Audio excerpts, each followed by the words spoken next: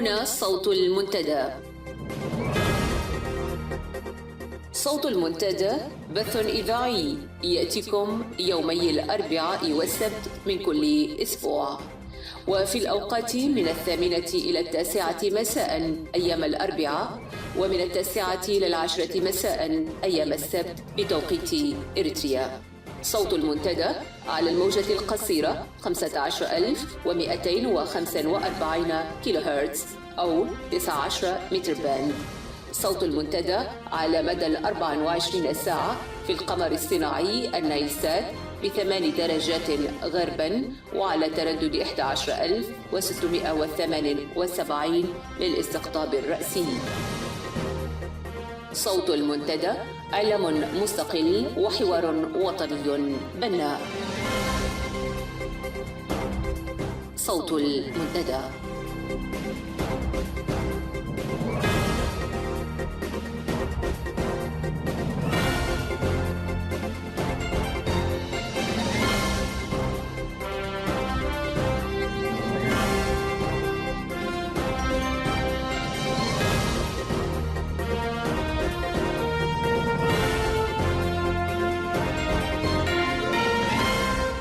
السلام عليكم مستمعي ومستمعات صوت المنتدى الأكارم. هذا صلاح محمد زين يحييكم عبر أثير إذاعة صوت المنتدى. أقدم لكم من خلال ساعة هذا اليوم الأربعاء الفاتح من يوليو وال14 من شهر رمضان المبارك، أقدم إليكم في مستهلها نشرة للأخبار، ثم يليها تعليقا على تظاهرة جنيف بقلم وصوت الزميل يوسف إبراهيم بوليسي تحت عنوان ملحمة جنيف: الوقائع والدلالات وتأثيرها على الفعل السياسي المعارض. بعد ذلك نعيد عليكم النداء الذي سبق ووجهناه في إذاعة المنتدى للاهتمام بالمغيبين والمعتقلين قسرا. وقتا طيبا ومتابعة مفيدة أرجوها لكم لفقرات ساعة اليوم.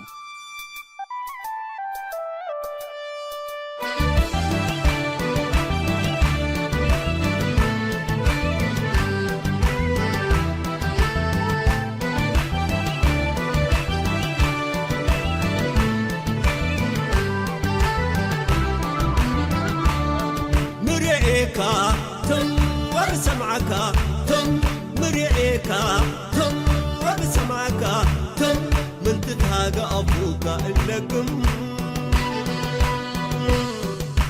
تم تم تم تم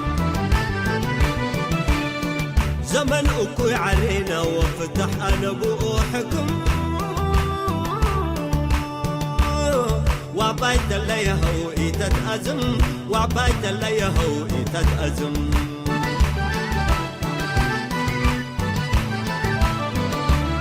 أنا لا تيأزم وعفويا يلقم أنا لا تيأزم وعفويا يلقم باسر واتساقم نية الشعب قد تتمم باسر واتساقم نية الشعب قد تتمم طيور قبوة حوال الأزم قبيل دي بحمم عيور قبوة حوال الأزم قبيل دي بحمم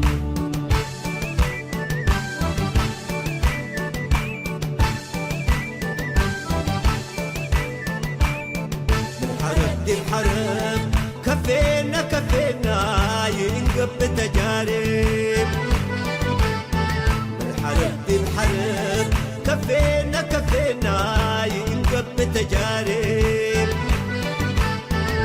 زلم دي بزلم كفينا كفينا ينبر دي بحلم سوبوا لك بالكراسي والدلاق الكرسي حلم سوبوا لك الكراسي والدلاق الكرسي حلم سميتوا انكري قبيلنا لزلم اريتريا لتألم سميتوا انكري قبيلنا لزلم اريتريا لتألم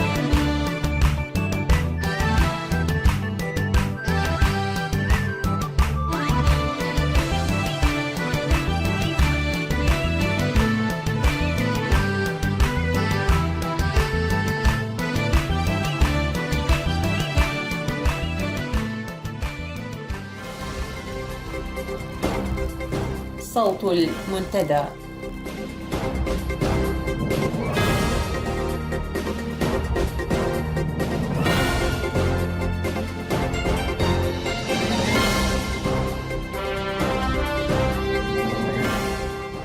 في نشرة ساعة اليوم: استمرار هروب العسكريين من إريتريا. لجنة تنسيق تظاهرة جنيف تدعو إلى إنهاء حالة الإفلات من العقاب في إريتريا. مندوب النظام في جنيف يسرق تقرير كوريا الشمالية.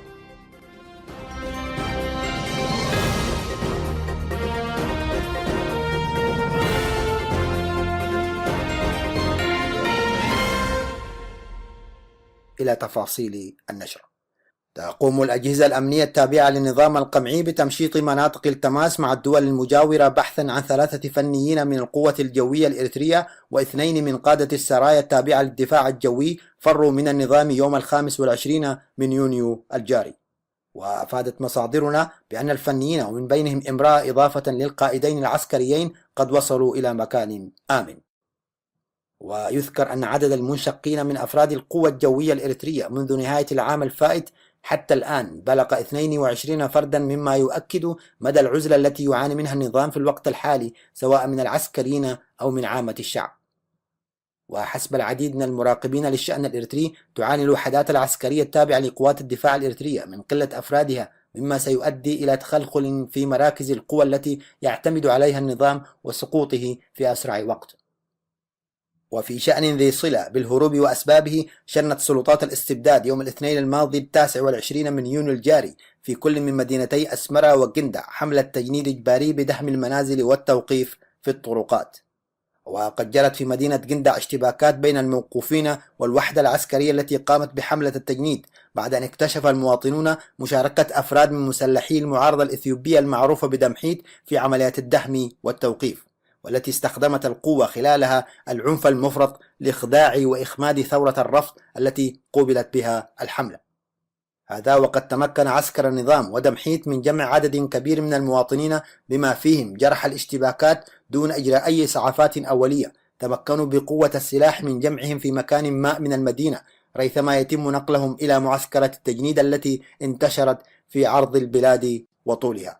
إلى ذلك أفادت مصادر المنتدى بأن حملة التجنيد الإجباري في أسمرة قد ركزت على الطلاب في كل المستويات التعليمية، وذلك بناء على تقارير الخلايا الأمنية المزروعة في المدارس للتجسس على الطلاب، حيث انطلقت الحملة من تحذيرات تقارير هذه الخلايا المعبرة عن مخاوفها من ازدياد الوعي السياسي للطلاب وتصاعد حدة المعارضة للنظام في أوساطهم.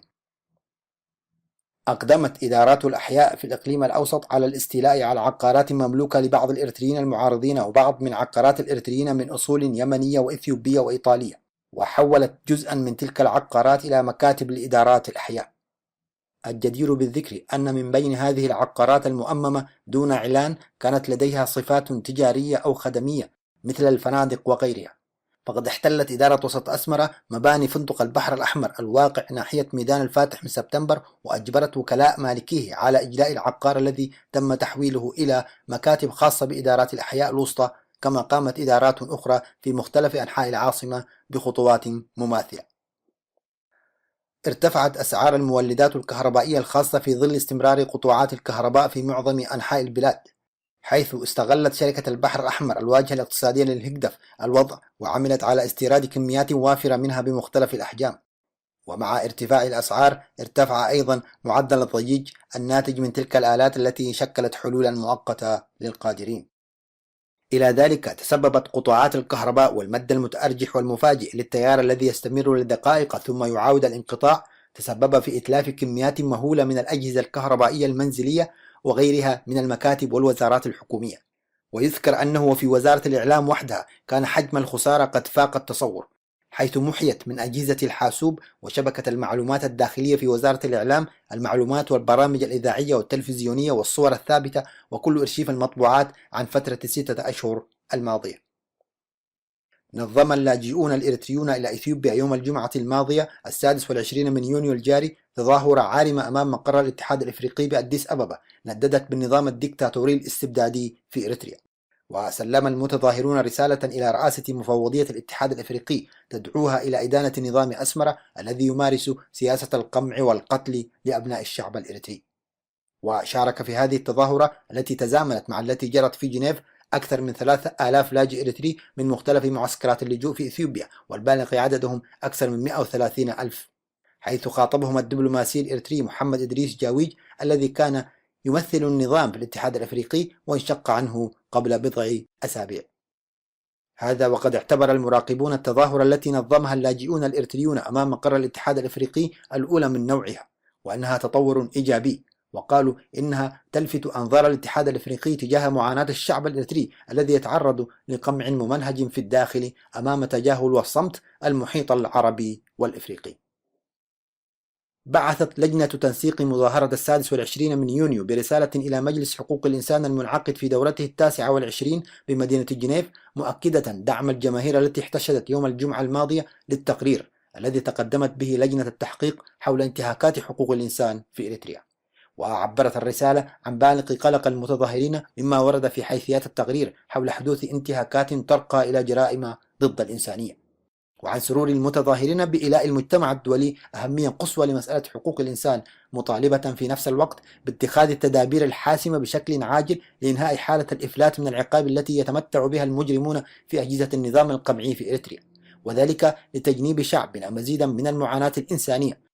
كما دعت اللجنة التنسيقية لمظاهرة جنيف المجتمع الدولي بالسعي الفوري لتقديم الأشخاص المسؤولين عن هذه الانتهاكات إلى المحكمة الجنائية الدولية، وذلك بوضع الأطر المناسبة التي يتم من خلالها ضمان المساءلة عن هذه الانتهاكات الجسيمة، واتخاذ تدابير أكثر فعالية تستهدف إنزال العقوبات ضد أولئك الذين يرتكبون جرائم ضد الإنسانية.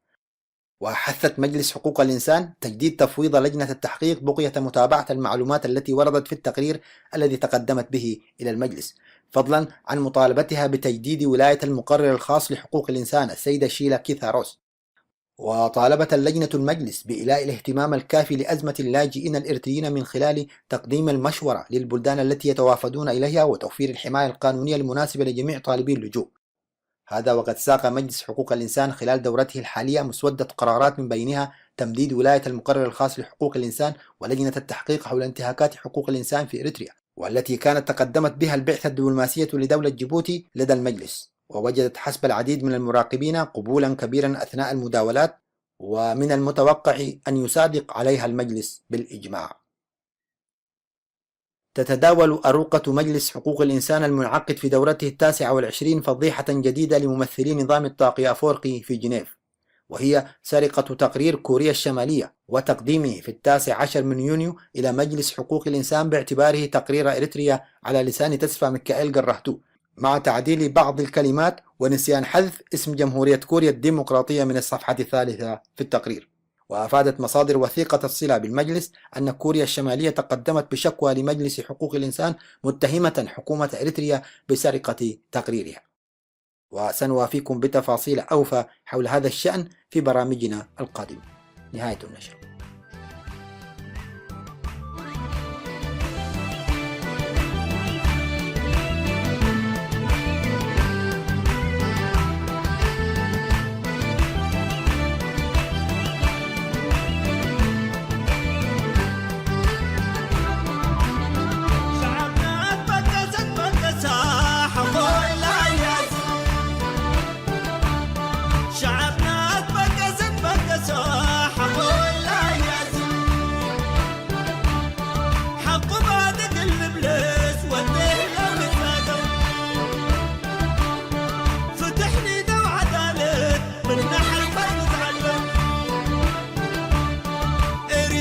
تكفينا كفاءة حديثنا إريتريا تكفينا كفاءة حديثنا مرئيكا تم ورسمعك تم مرئيكا تم ورسمعك تم من تتهاق أبوك إنكم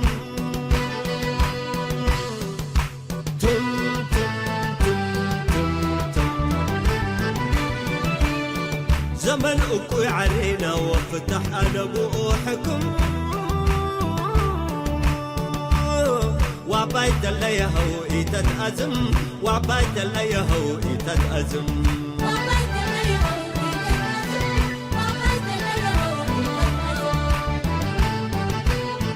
انت ترفع متكرم وانت ترفع تفرح، انت ترفع متكرم وانت ترفع تفرح، شعب ليدين يدوب فتحوا ليدي والمراح، وحدة نوس العقبة وشعب ولك بقارة، اقس النت عنده ونت عنده يا هو اباي نفرح، اقس النت عنده ونت عنده يا هو اباي نفرح، اقس النت عنده ونت عنده يا هو اباي نفرح، اقس النت عنده ونت عنده يا هو اباي نفرح.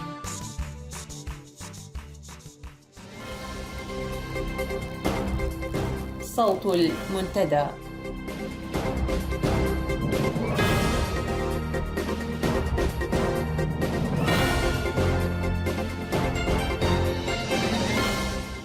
ملحمة جنيف، الوقائع والدلالات وتأثيرها على الفعل السياسي المعارض.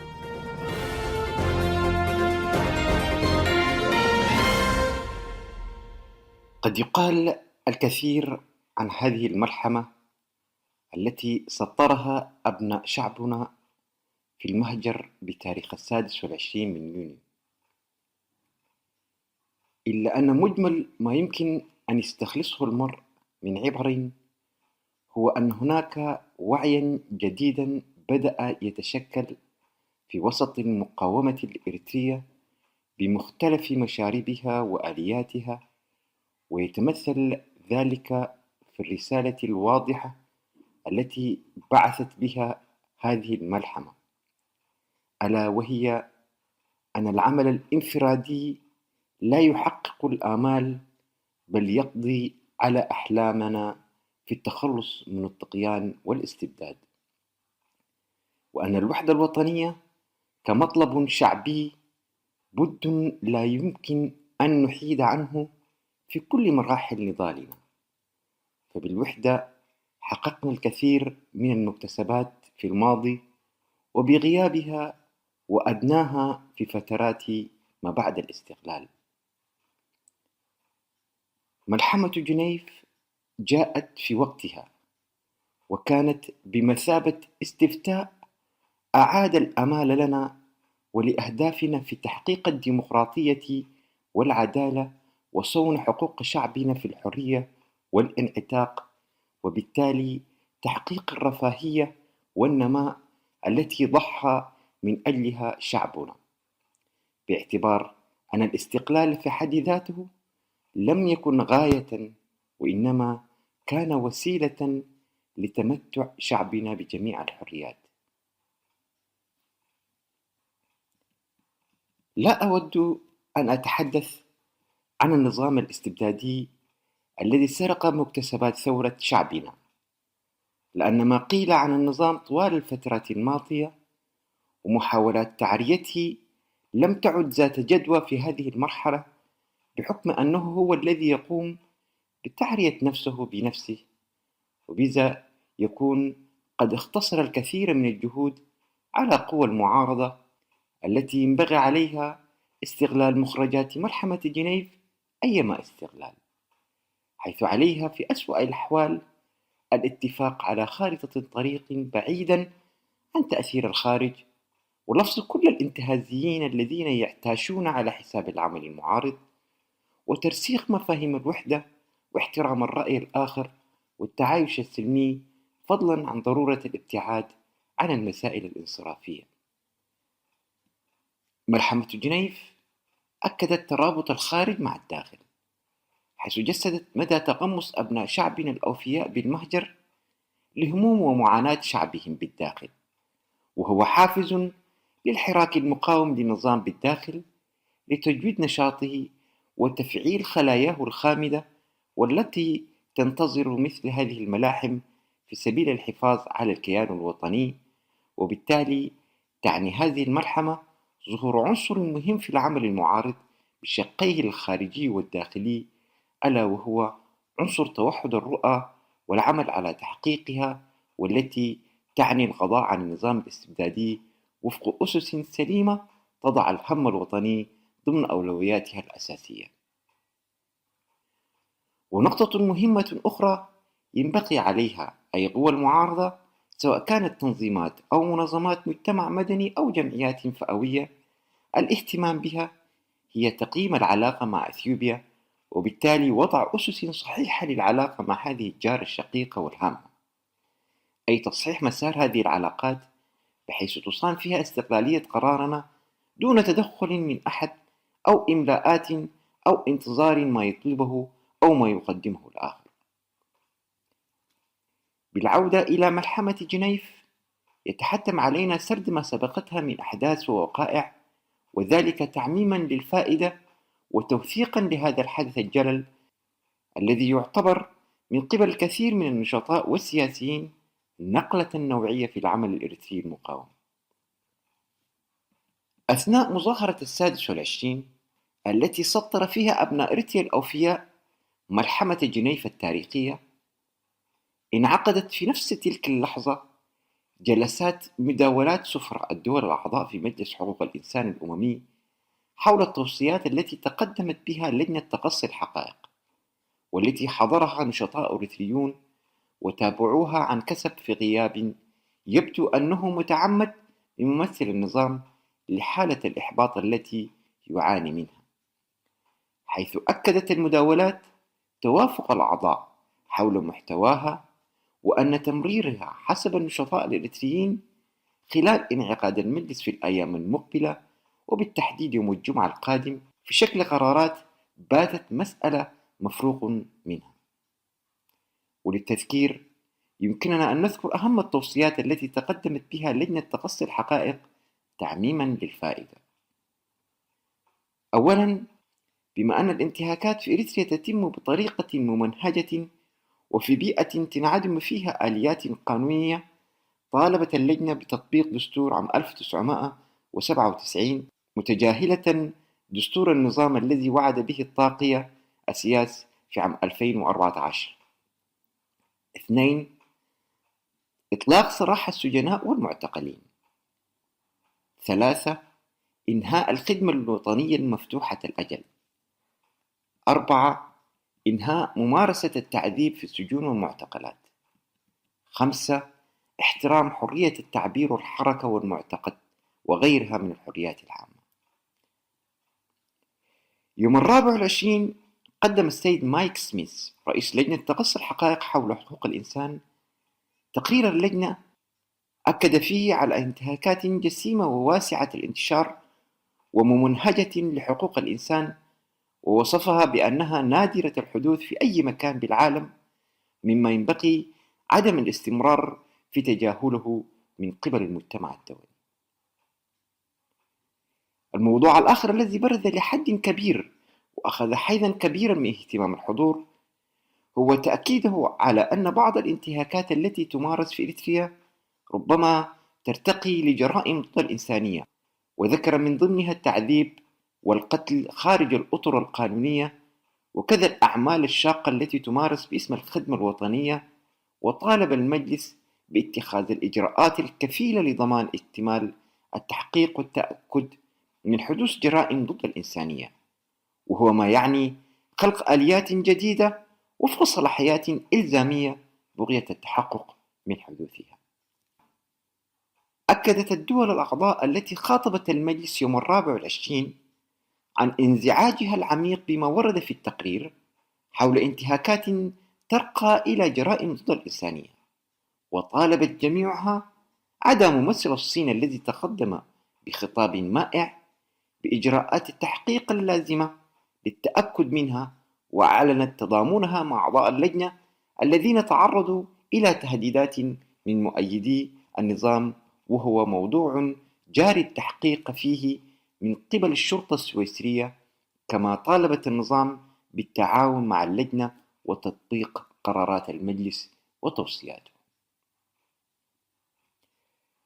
النظام ممثلا في السفير تسفى ميكائيل جراهتو استخدم ألفاظا سوقية لا تليق بالألفاظ المستخدمة في المجلس من إساءة مباشرة لأعضاء اللجنة، فضلا عن تشويهه للجنة قائمة بموجب ميثاق المجلس كقوله بأن لها أجندة سياسية خفية، واستنكر رئيس المجلس أسلوب ممثل النظام وألفاظه ووبخه عليها وحذره من استخدامها مرة أخرى.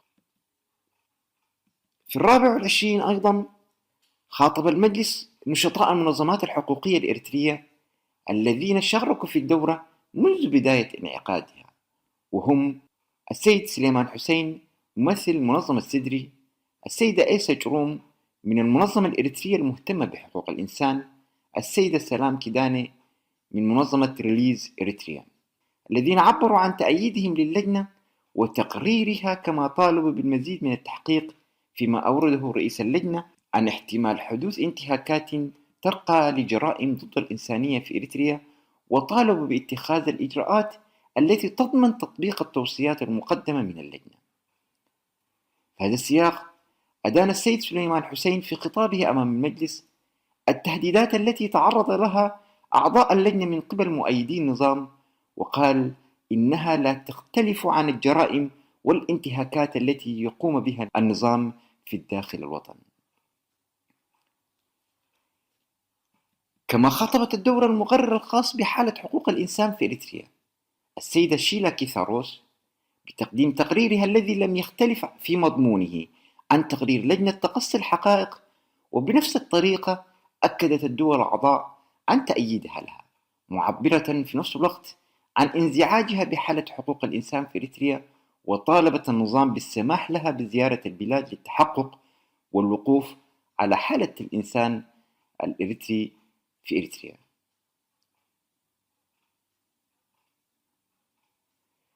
كل الدول الأعضاء التي خاطبت المجلس أدانت عدم تعاون النظام مع لجنة تقصي الحقائق والمقرر الخاص، وجددت مطالبتها للنظام بالتعاون مع الهيئات الأممية كما تنص عليها لوائح منظمة الأمم المتحدة. ملحمة جنيف أكدت بما لا يضع مجالا للشك أن قوى التغيير في إريتريا مطالبة بالتحرك السريع في 3 محاور مهمة. أولها بالطبع تنسيق جهودها في الارتقاء بالعمل الجماهيري إلى مستوى تطلعات هذه الجماهير، بمعنى عليها تناسي خلافاتها والتحرك السريع لتضييق نقاط الخلاف وتطوير نقاط الالتقاء، ووضع خارطة طريق سياسية تصلح لهذه المرحلة والمرحلة التي تعقب سقوط النظام. المحور الثاني هو محور الإعلام. لا شك أن الإعلام المهاجر لعب دورا هاما من خلال عكسه لمعاناة شعبنا ونقد حالة قوى المعارضة وابتعاده عن المهاترات خلال الفترة الماضية، وهي محمدة تحسب عليه رغم بعض النشاذ الذي يحاول أن يعيش الحاضر بنظرة الماضي التعيس. فعليه أي الإعلام في هذه المرحلة تقع مسؤوليات جد عظيمة، مما يحتم عليه التحرك السريع لضبط آليات معينة تعينه على القيام بمسؤولياته بصورة فعالة، حيث على القائمين على المواقع الإعلامية والصحفيين والكتاب والمثقفين خلق أطر تنظيمية معينة من خلال عقد لقاءات تشاورية في أسرع الأجال، فضلا عن البحث عن السبل الكفيلة بتوصيل رسالة ملحمة جنيف والأجواء الإيجابية التي خلقتها إلى العالم عبر خلق قنوات مشتركة والتباحث حول كيفية اختراق الإعلام العالمي عبر العناصر الإعلامية المتعاطفة مع قضايا شعبنا وما أكثرها في هذه المرحلة. المحور الثالث الذي ينبغي على قوى المعارضة أن تهتم به في هذه المرحلة هو المحور الدبلوماسي، حيث لم يعد من المجدي عقد هذا التنظيم أو ذاك لقاءات بمسؤولي هذه الدولة أو تلك بشكل انفرادي، لأن التاريخ يحدثنا بأن العمل المنفرد يبقى دون جدوى، عكس التنسيق وخلق آليات جامعة لقوى المعارضة تنشط باسمها جميعا، وهو أقل ما ينبغي أن تفكر فيه هذه القوى، وذلك بغية الاستثمار الأفضل للواقع الجديد الذي خلقته ملحمة جنيف. ما تبقى هو أن ملحمة جنيف تعد أكبر مظاهرة شهدتها المدينة في تاريخها من حيث العدد الكبير الذي شارك فيها، وهي أول مظاهرة تعكسها وسائل الإعلام السويسرية، لأن المعروف عن جنيف أنها مقر المظاهرات، حيث لا يخلو يوم إلا وتستضيف فيه لمظاهرة ما، ولا تعتبر المظاهرات في حد ذاتها حدثا إعلاميا بالنسبة لجمهور هذه الوسائل، عكس هذه المظاهرة التي امتلأت بها شوارع المدينة وشاهدها أو سمع بها أغلب سكانها، مما شكل حدثا كبيرا في المدينة ودفع الإعلام بتناولها ضمن برامجه الإخبارية والتحليلية. الشكر لأبناء وطني على هذه الملحمة، ولك المجد يا شعبي يا قاهر الظلام. يوسف بوليسي.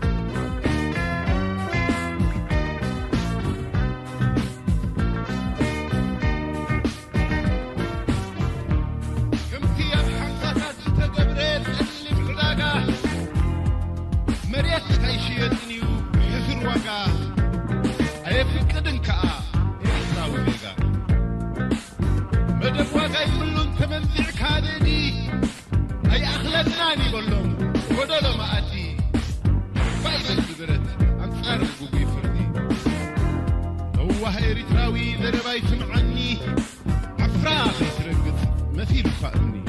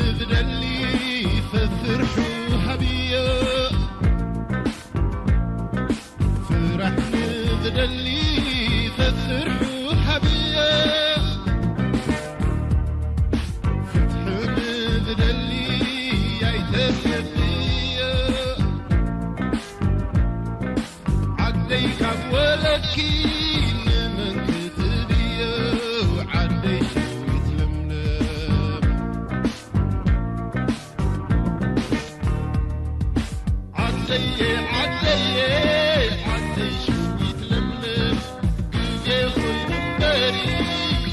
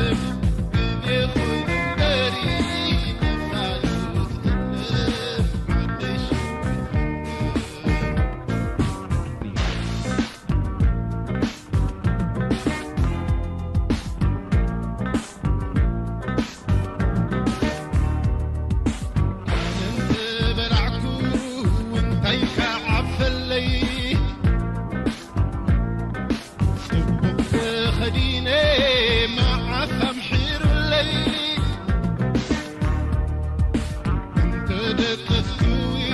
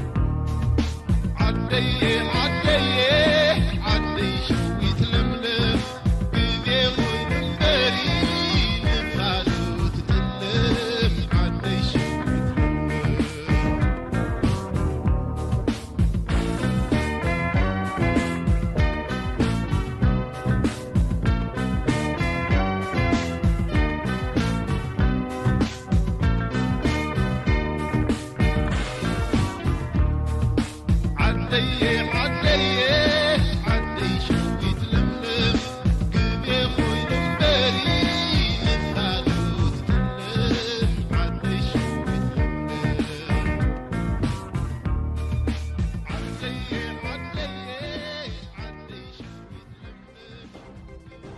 صوت المنتدى. نداء إذاعة المنتدى للاهتمام بقضية المعتقلين والمغيبين قسرا. من لأسرانا سوانا. قضية سجناء الرأي والمعتقدات الدينية في إريتريا هي محل اهتمامنا الدائم، وفي كل يوم وكل حين نجدد عهدنا لهم ألا ننساهم حتى ينعموا بالحرية ويعيشون فوق ثرى وطنهم وليس تحته. وسنعمل أيضا ما وسعنا من جهد لتكريس مفهوم الرفض القاطع للظلم والمطالبة بتحقيق العدل وبسط الأمن والأمان في ربوع إريتريا.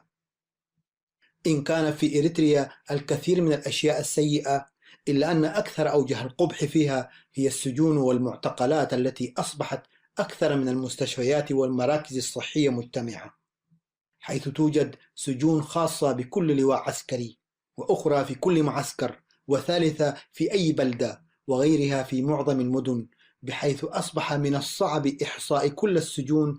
لكن يمكن القول أن عصبة الهجدف نجحت في توفير سجن واحد لكل 50 مواطن. هنالك سجون تحت الأرض، وسجون في عمق الجبال، وأخرى في جزر مالحة ورطبة، وغيرها في صحاري قاحلة، كلها تصادر حق السجين المختطف في معرفة مدة احتجازه أو حتى أسبابها، فضلا عن الانتهاكات الأخرى.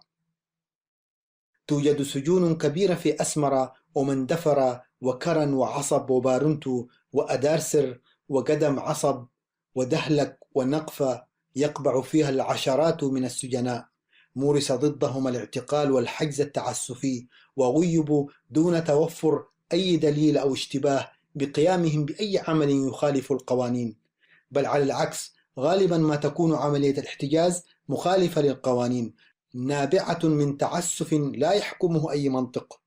ولا يتنافى هذا الواقع فقط مع ما نص عليه الإعلان العالمي لحقوق الإنسان، بل يتنافى أيضا مع كل الأعراف الإنسانية والقيم الأخلاقية. بين أولئك المعتقلين الكثيرين ممن تعرضوا لعقوبات جسدية تراوحت بين الضرب والحرمان من النوم أو الجلوس، والحشر في أماكن ضيقة، أو التعليق من مكان مرتفع. ووصل الكثيرون منهم لهاوية الجنون، بينما فقد بعضهم القدرة على التذكر والنطق والتحكم في الوظائف الجسدية. وحالة الشهيد زرؤبيدو درير مثال واقعي مؤلم. وهنالك الكثيرون الذين شلت أطرافهم نتيجة لتعرضهم للضرب أو للربط لأوقات طويلة، وبعضهم فقد القدرة على المشي والوقوف، وبعضهم فقد قدرات أخرى يصعب تعويضها. إذن ليس المطلوب هو فقط إطلاق سراح المعتقلين، بل المهم الآن هو وقف الانتهاكات فورا، وتقديم المسؤولين عن وقوعها للمساءلة القانونية. والأمر الدافع لهذه الوقفة وإطلاقنا لهذا النداء هو أن واقع المعتقلين في إريتريا يتعارض مع الفلسفة العقابية المتعارف عليها دوليا، وتلك المنصوص عليها في القانون الإريتري نفسه. ويتعرض الجميع لازدواجية في الجزاء، حيث يعاقب بعدد من أنواع العقوبات في نفس الوقت ولأجل غير مسمى، مما يضاعف وطأة العقاب الذي في الغالب ليس لديه أي سند. وكذلك وبالرغم من أن ما يتم في إريتريا أمر غير مسبوق ولا ينتمي للمصنفات العالمية بصلة، إلا أنه يمكن أن نسمي الاعتقال في إريتريا بأنه اعتقال إداري يصدر من جهة سلطوية رسمية تجاه مواطن كان يفترض أن يجد الحماية من تلك السلطة، ليصبح بلا أسباب واقعية معتقل دون توجيه تهمة معينة أو لائحة اتهام، بحيث يكون بناء على ملفات سرية استخبارية أو بسبب عدم وجود أو لنقص الأدلة ضده، وربما للاشتباه أو نتيجة لأحقاد شخصية أو سعي من الأجهزة الأمنية ليقال أنها تعمل وتكشف الأحداث قبل وقوعها. وكما هو معلوم أن الاعتقال الإداري هو اعتقال يتم القيام به استنادا إلى أمر إداري فقط، بدون حسم قضائي وبدون لائحة اتهام وبدون محاكمة. وقد برز هذا الاعتقال بشكل خاص في إريتريا، حيث مارسه رجال أمن نظام إسياس ضد كثير من الأبرياء الذين لم يثبت ضدهم مخالفات معينة، ثم استفحلت تلك الممارسة الجائرة حينما أطلقت يد العسكر، فأصبح لكل منهم سجن خاص يلقي فيه كل عاثر حظ مسكين، يجرد من حريته ثم يجرد من حقوقه الإنسانية. طبقا للقانون الدولي فإن مثل هذا الاعتقال يمكن أن يكون قانونيا في ظروف معينة، لكن وعلى ضوء الخطر الواضح من الاستغلال السيء لهذا الاستثناء، فقد وضع القانون الدولي قيودا صارمة بخصوص تطبيقه، بحيث يمكن إجراء الاعتقال الإداري فقط في الحالات الاستثنائية جدا، كوسيلة أخيرة تهدف إلى منع خطر لا يمكن إحباطه بوسائل أقل مسا بحقوق الأشخاص المعتقلين. لكن الواقع أن الاعتقال الإداري في إريتريا يتناقض بصورة فظة مع هذه القيود، حيث يتم دوما تحت غطاء كبير من السرية لا تتيح للمعتقلين أن يرتبوا لأنفسهم دفاعا لائقا أو تواصلا مع محامين أو ذويهم. وقد احتفظت إريتريا خلال السنوات الماضية بآلاف المعتقلين إداريا بصورة مستمرة دون تقديمهم للمحاكمة، وبدون الإفصاح لهم عن التهم الموجهة لهم، ودون السماح لهم أو لمحاميهم من معاينة المواد الخاصة بالأدلة، بل دون الإعلان عن أماكن احتجازهم، وبعضهم لم يجرى معه أي تحقيق طوال فترة اعتقاله التي امتدت لسنوات طوال. عليه أسقط عن هؤلاء المواطنون الحق في الحرية والإجراء العادل، والحق في الدفاع، والحق في البراءة أيضا. ولأن القضية حقوقية وإنسانية بالدرجة الأولى نسعى إلى إعطائها ما تستحق من اهتمام، وسوف لن ندخر جهدا في إيصالها للرأي العام الدولي وللجهات المعنية، فهي ليست قضية أفراد بأي حال من الأحوال، فقضية المعتقلين السياسيين وسجناء الرأي والضمير والمحتجزين عسفا هي قضية الآلاف من المواطنين الإريتريين القابعين في سجون معروفة وأخرى سرية، لكنها مرصودة وستقدم تفاصيلها للجهات المعنية، كما سنعمل على نشر تلك التفاصيل لتملك المعلومة للجميع. عليه نسعى ونطالب ونجتهد لإجبار نظام أفورقي على إطلاق سراح جميع المعتقلين أو محاكمتهم من خلال محاكم عادلة بسبب المخالفات المنسوبة لهم وفقا للاشتباه أو البيانات إن توفرت. هذا نداؤنا في إذاعة صوت المنتدى إلى أن تنفرج كربة هؤلاء المعتقلون جميعا، وإلى أن تقف ممارسة العسف وانتهاك الحقوق في إريتريا، وإلى أن يصبح العدل أساسا للحكم، وأن تكون المواطنة الحقة مكفولة للجميع في وطن يسعى الجميع.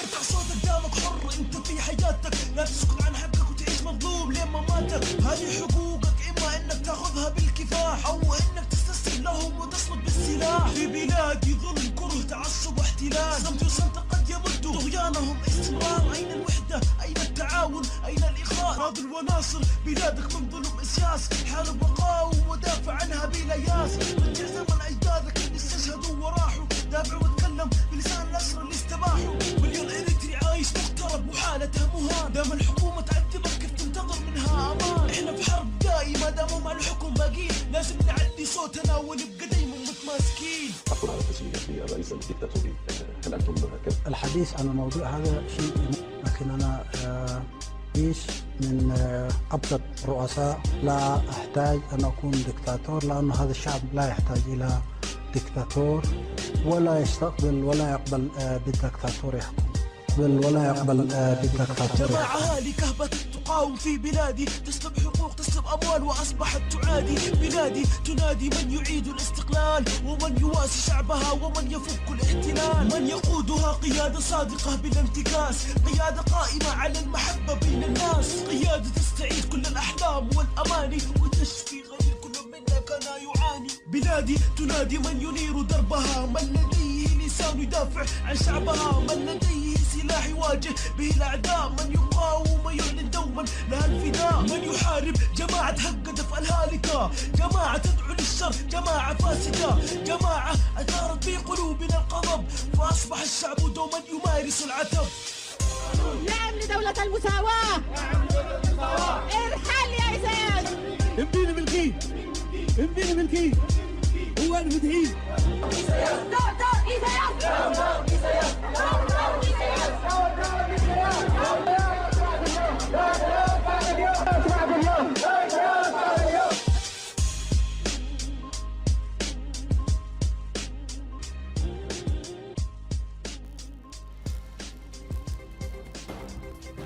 صوت المنتدى.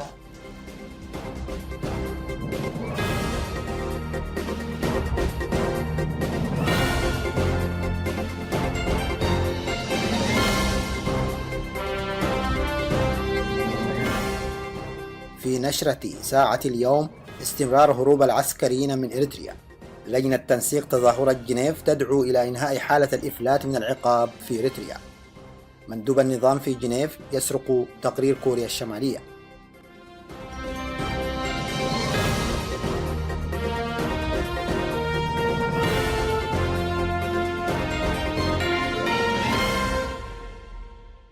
إلى تفاصيل النشرة.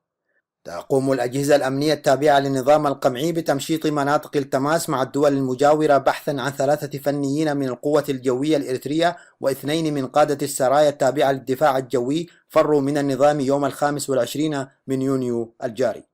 وأفادت مصادرنا بأن الفنيين ومن بينهم امرأة إضافة للقائدين العسكريين قد وصلوا إلى مكان آمن. ويذكر أن عدد المنشقين من أفراد القوة الجوية الإريترية منذ نهاية العام الفائت حتى الآن بلغ 22 فردا، مما يؤكد مدى العزلة التي يعاني منها النظام في الوقت الحالي سواء من العسكريين أو من عامة الشعب.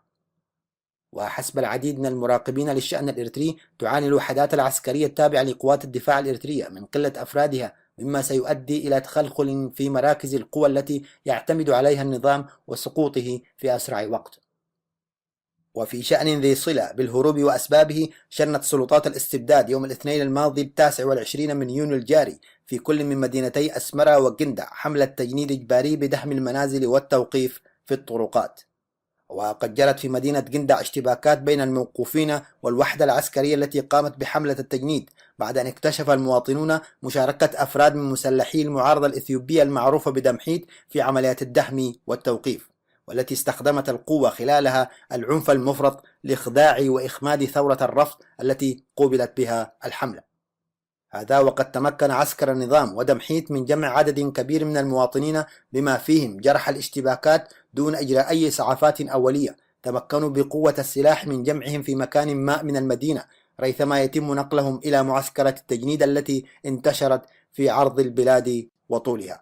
إلى ذلك أفادت مصادر المنتدى بأن حملة التجنيد الإجباري في أسمرة قد ركزت على الطلاب في كل المستويات التعليمية، وذلك بناء على تقارير الخلايا الأمنية المزروعة في المدارس للتجسس على الطلاب، حيث انطلقت الحملة من تحذيرات تقارير هذه الخلايا المعبرة عن مخاوفها من ازدياد الوعي السياسي للطلاب وتصاعد حدة المعارضة للنظام في أوساطهم. أقدمت إدارات الأحياء في الإقليم الأوسط على الاستيلاء على عقارات مملوكة لبعض الإريتريين المعارضين وبعض من عقارات الإريتريين من أصول يمنية وإثيوبية وإيطالية، وحولت جزءا من تلك العقارات إلى مكاتب لإدارات الأحياء. الجدير بالذكر أن من بين هذه العقارات المؤممة دون إعلان كانت لديها صفات تجارية أو خدمية مثل الفنادق وغيرها. فقد احتلت إدارة وسط أسمرة مباني فندق البحر الأحمر الواقع ناحية ميدان الفاتح من سبتمبر، وأجبرت وكلاء مالكيه على إجلاء العقار الذي تم تحويله إلى مكاتب خاصة بإدارات الأحياء الوسطى، كما قامت إدارات أخرى في مختلف أنحاء العاصمة بخطوات مماثلة. ارتفعت أسعار المولدات الكهربائية الخاصة في ظل استمرار قطوعات الكهرباء في معظم أنحاء البلاد، حيث استغلت شركة البحر الأحمر الواجهة الاقتصادية للهجدف الوضع وعملت على استيراد كميات وافرة منها بمختلف الأحجام. ومع ارتفاع الأسعار ارتفع أيضا معدل الضجيج الناتج من تلك الآلات التي شكلت حلولا مؤقتة للقادرين. إلى ذلك تسببت قطاعات الكهرباء والمد المتأرجح والمفاجئ للتيار الذي يستمر لدقائق ثم يعاود الانقطاع تسبب في إتلاف كميات مهولة من الأجهزة الكهربائية المنزلية وغيرها من المكاتب والوزارات الحكومية. ويذكر أنه في وزارة الإعلام وحدها كان حجم الخسارة قد فاق التصور، حيث محيت من أجهزة الحاسوب وشبكة المعلومات الداخلية في وزارة الإعلام المعلومات والبرامج الإذاعية والتلفزيونية والصور الثابتة وكل إرشيف المطبوعات عن فترة 6 أشهر الماضية. نظم اللاجئون الإريتريون إلى إثيوبيا يوم الجمعة الماضية 26 من يونيو الجاري تظاهرة عارمة أمام مقر الاتحاد الإفريقي بأديس أبابا نددت بالنظام الديكتاتوري الاستبدادي في إريتريا. وسلم المتظاهرون رسالة إلى رئاسة مفوضية الاتحاد الإفريقي تدعوها إلى إدانة نظام أسمرة الذي يمارس سياسة القمع والقتل لأبناء الشعب الإريتري. وشارك في هذه التظاهرة التي تزامنت مع التي جرت في جنيف أكثر من 3000 لاجئ إريتري من مختلف معسكرات اللجوء في إثيوبيا والبالغ عددهم أكثر من 130,000، حيث خاطبهم الدبلوماسي الإريتري محمد إدريس جاويج الذي كان يمثل النظام في الاتحاد الأفريقي وانشق عنه قبل بضع أسابيع. هذا وقد اعتبر المراقبون التظاهرة التي نظمها اللاجئون الإريتريون أمام مقر الاتحاد الأفريقي الأولى من نوعها وأنها تطور إيجابي، وقالوا إنها تلفت أنظار الاتحاد الأفريقي تجاه معاناة الشعب الإريتري الذي يتعرض لقمع ممنهج في الداخل أمام تجاهل والصمت المحيط العربي والإفريقي. بعثت لجنة تنسيق مظاهرة 26 من يونيو برسالة إلى مجلس حقوق الإنسان المنعقد في دورته 29 بمدينة جنيف مؤكدة دعم الجماهير التي احتشدت يوم الجمعة الماضية للتقرير الذي تقدمت به لجنة التحقيق حول انتهاكات حقوق الإنسان في إريتريا. وعبرت الرسالة عن بالغ قلق المتظاهرين مما ورد في حيثيات التقرير حول حدوث انتهاكات ترقى إلى جرائم ضد الإنسانية، وعن سرور المتظاهرين بإيلاء المجتمع الدولي أهمية قصوى لمسألة حقوق الإنسان، مطالبة في نفس الوقت باتخاذ التدابير الحاسمة بشكل عاجل لإنهاء حالة الإفلات من العقاب التي يتمتع بها المجرمون في أجهزة النظام القمعي في إريتريا، وذلك لتجنيب شعبنا مزيدا من المعاناة الإنسانية. كما دعت اللجنة التنسيقية لمظاهرة جنيف المجتمع الدولي بالسعي الفوري لتقديم الأشخاص المسؤولين عن هذه الانتهاكات إلى المحكمة الجنائية الدولية، وذلك بوضع الأطر المناسبة التي يتم من خلالها ضمان المساءلة عن هذه الانتهاكات الجسيمة واتخاذ تدابير أكثر فعالية تستهدف إنزال العقوبات ضد أولئك الذين يرتكبون جرائم ضد الإنسانية. وحثت مجلس حقوق الإنسان تجديد تفويض لجنة التحقيق بقية متابعة المعلومات التي وردت في التقرير الذي تقدمت به إلى المجلس، فضلا عن مطالبتها بتجديد ولاية المقرر الخاص لحقوق الإنسان السيدة شيلا كيثاروس. وطالبت اللجنة المجلس بإيلاء الاهتمام الكافي لأزمة اللاجئين الإريتريين من خلال تقديم المشورة للبلدان التي يتوافدون إليها وتوفير الحماية القانونية المناسبة لجميع طالبي اللجوء. هذا وقد ساق مجلس حقوق الإنسان خلال دورته الحالية مسودة قرارات من بينها تمديد ولاية المقرر الخاص لحقوق الإنسان ولجنة التحقيق حول انتهاكات حقوق الإنسان في إريتريا، والتي كانت تقدمت بها البعثة الدبلوماسية لدولة جيبوتي لدى المجلس، ووجدت حسب العديد من المراقبين قبولا كبيرا أثناء المداولات، ومن المتوقع أن يصادق عليها المجلس بالإجماع.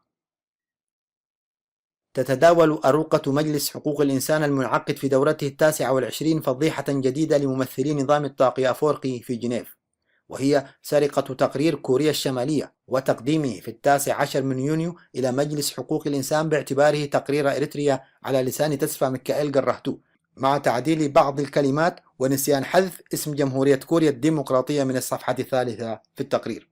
وأفادت مصادر وثيقة الصلة بالمجلس أن كوريا الشمالية تقدمت بشكوى لمجلس حقوق الإنسان متهمة حكومة إريتريا بسرقة تقريرها. وسنوافيكم بتفاصيل أوفى حول هذا الشأن في برامجنا القادمة. نهاية النشر. صوت المنتدى. بهذا وصلنا وإياكم إلى ختام ساعة اليوم، وحتى نلتقي وإياكم في الأسبوع المقبل كونوا بخير وإفطارا شهيا وصياما مقبولا.